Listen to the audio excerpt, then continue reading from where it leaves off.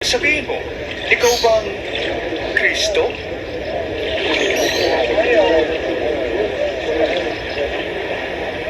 Kayo ay binabautismo ako sa tubig.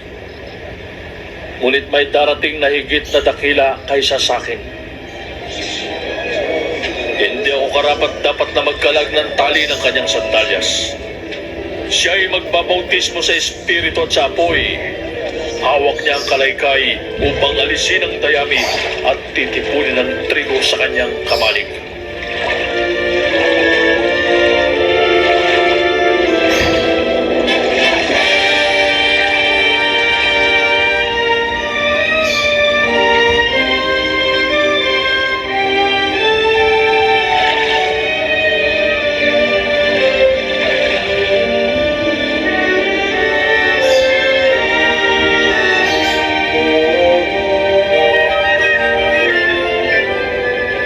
Bumaba sa kaniyang Espiritu Santo sa anyong kalapati.